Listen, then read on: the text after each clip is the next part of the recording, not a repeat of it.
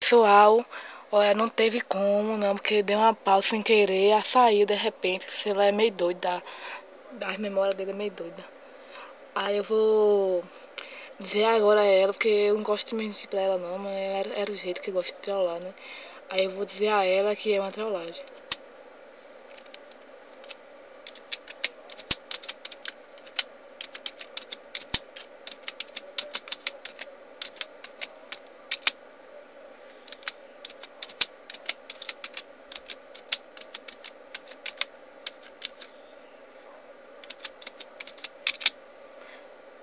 E vou pedir desculpa a ela, né? Porque senão ela vai ficar bastante chateada comigo.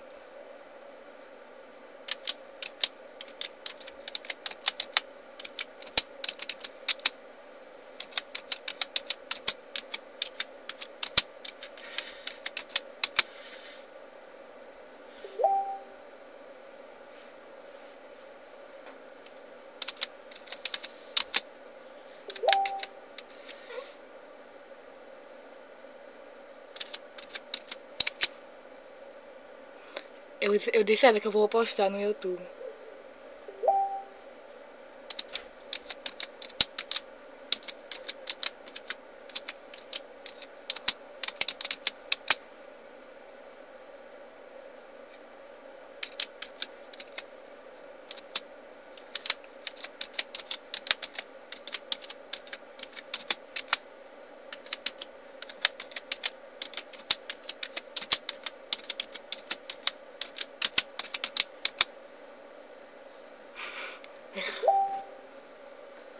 Não, viu? Já é tarde, eu vou postar de todo jeito. Deixa eu ver. Dá um alô aí.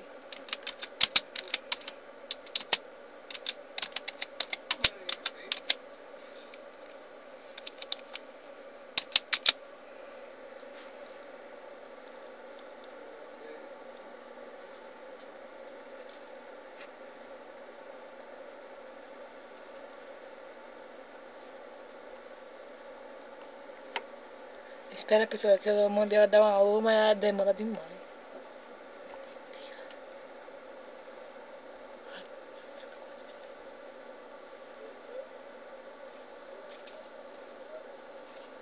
Ela demora demais, pessoal. Eu vou sair já.